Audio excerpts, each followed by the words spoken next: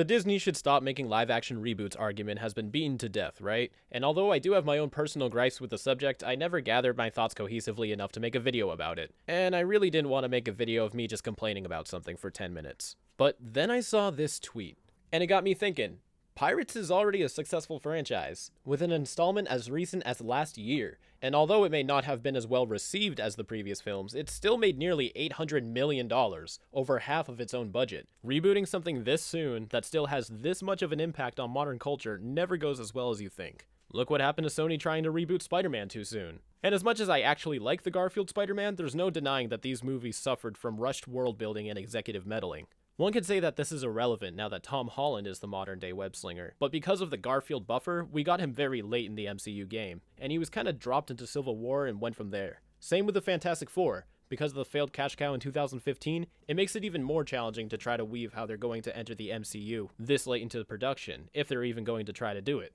But enough about the MCU, let's get back to my point. In addition to the fact that it is quite a bit too soon to even think about rebooting Pirates, the studio is looking at Ryan Reynolds, who is the current face of the slowly developing Deadpool series. We've had actors dual-wield iconic roles at the same time without much of a problem, but this is something that just doesn't seem right. Having Reynolds as both Deadpool and Captain Jack, or some variation of him, almost seems a bit distracting when you think about it. And although because of the vastly different comedic presence between Depp and Reynolds, you can already tell that this reboot will have a very different approach to the Pirate series, which is probably what they're going for. But if they're really trying to do something this different, why not just launch an entirely new series? Or, if Disney is going to keep rebooting and remaking the same properties, they may as well just expand their options and really take a deep look into their vault. Now personally, out of the thread of new live-action movies, I've only seen a couple of them, like Beauty and the Beast, and I very much enjoyed it. I also heard very good things about the films that I did not see, so it's not to say that these live-action remakes are particularly bad films themselves. The error is revealed when you ask yourself the question,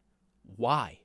Why were these even made? Their original counterparts were perfectly fine, expectation-breakingly successful, and still hold up to this day, both in story and musically. I can understand a Broadway show, or every time they try to launch a series on their network, but just straight up remaking an already successful film that nobody asked for? Whose idea was this? And they're pretty good films too, which at least shows that they know what they're doing, so why not apply these properties to their more unsuccessful franchises? Take the Pete's Dragon remake. Its original film did rather well during its release, but it's ultimately forgettable film that I honestly don't hear a single person talking about to this day. But with all the properties Disney has, even back then, it's hard to juggle all of them with a fair amount of relevancy. Even so, this was remade back in 2016 to high reviews and successfully making back its budget. However, even this film didn't have as much as a cultural impact, and I think the main factor is the marketing. This is Disney we're talking about, the same company that ran so many Infinity War commercials that by the time I actually saw the scenes in the film, it was so distracting and it felt like I was watching the previews again rather than the movie. If Disney wanted, they could have promoted the hell out of Pete's Dragon and tried to launch a 5-film series upon the first movie. I'm not saying that's a good idea either, but they can. They have that kind of power.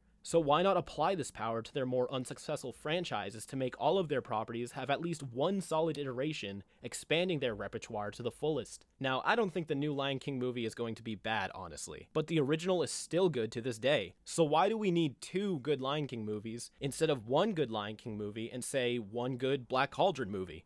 Black Cauldron was a movie that bombed, was forgotten to time, and did not receive a lot of good reviews. But it's still a Disney property, and Disney power is simply Disney power. They could easily take all of these failed and forgotten properties and breathe a new life into them. It's not even like The Lion King is losing any relevancy either. Hakuna Matata is one of the most favorable Disney songs to this day. If not for relevancy, if not for profit, if not to make up for a previous failure, there's literally no reason for a new live-action Lion King movie to exist. Kuro, I thought you weren't just gonna complain about this stuff this whole video, you might say. To which I respond, you're correct. I've brought about my artistically talented and Disney fanatic friend Nikki to lay down the top 5 ideas for films Disney should be rebooting, and how to effectively produce and market them in the modern age. Take it away.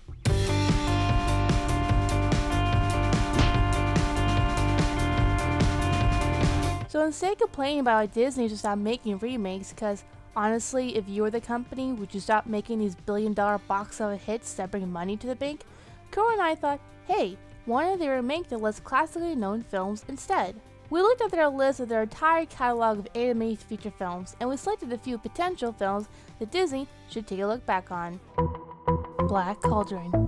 Released on July 24, 1985, The Black Cauldron, Disney's 25th animated feature film, was unveiled with a $44 million budget. This is one of the first films to have a PG instead of a G rating because of its intense imagery and horror-like aspects.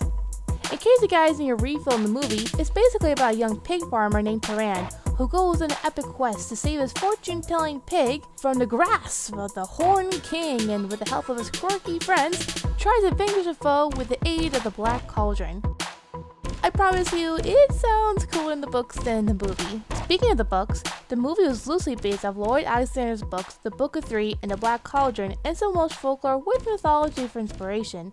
To get some clarity why Disney merged the first two books, the first book of Alexander's series, The Book of Three, held most of the story, but Disney took out some characters out, and the sequel book, The Black Cauldron, Disney only pulled from, besides the title, was the witches, the cauldron itself, and its destruction. And reading from the summaries of Alexander's books, I was genuinely surprised at the differences and changes Disney has made when adapting it to book to film. Now, we all know when adapting, there had to be some changes for the better or worse. But after reading all the book series summaries, I think Disney should have taken a second look from the source material. Like, for example, the main character Taran reminded me of Star Wars character Luke Skywalker, as both young men dreaming of glory and a better life outside their farming lifestyle until a call of action is thrust upon them. I think the perfect rival for this film is to make it a Netflix or Disney Plus miniseries based off the books, like the successful series of unfortunate events. That way, they can make 1 or 2 episodes based off each book that's a complete narrative and understanding of the story. The book series does remind me of Star Wars, as they both have coming-to-age stories of both main leads. Heck, both have a princess who's tied to a magical power and sports a cool weapon. The show can either be fully animated or filmed in live action. It can help re-spark the love of Middle Ages folklore and fantasy like Lord of the Rings and Narnia franchises. Atlantis, The Lost Empire.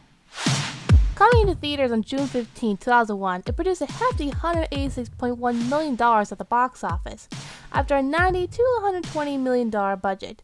So, while it isn't technically a failure at the box office, why doesn't it stay relevant like other Disney films like Lilo and Stitch? Well, that, my animation nerds, comes down to 3 simple letters: CGI. You see, around 2001, CGI animation was becoming more prevalent in the Hollywood blockbusters and becoming a more grounding tool than hand-drawn animation. It also didn't help Atlantis being released at the same time with the Tomb Raider movie and Shrek. And it's such a shame too, since a lot of love and passion went into this film, like having Mark Orkan, who developed the Klingon language in Star Trek, made the Atlantean language, and using the artistic direction of Mike Mignola, who's a comic artist for Hellboy. Also, I'm pretty sure it's totally not inspired by another sci-fi story like, let's say, Stargate. Ha! I mean, it's not like they both have similar nerd anti-social protagonists who are fluent in their language, joined by a military militia whose secret motivations, meets and marries a cute native of said new land who has to blow something up to save the day, and have an angel letters to symbol the story. Totally not copy at all. But moving that aside, personally, I highly enjoyed the film with a unique art style and adventurous story.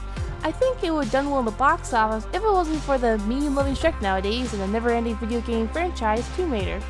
It was also poor timing to see the least and could have been released earlier that year. If I had to say to remake it, I'd say maybe live action, since it's been a while since we've seen a Jules Verne adventure-like story so unique and widely created like this. But this would also benefit being a CGI remake, since Disney can pull off a wide spectrum of the movie's settings and bring in fun animation expression for the cast.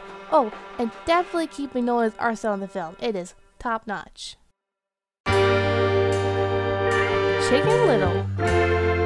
Now, it is a weird choice to pick of all Disney films, but we chosen this one since, let's be honest, it's not as referenced as much as other films, almost forgettable. And it wasn't a financial bomb like Black Cauldron was, since its budget was $150 million, bringing in $314 million in the box office. Even the director, Mark Dindal, is credited for The Emperor's New Groove, Castle Dance, and other works he helped either animated or wrote for.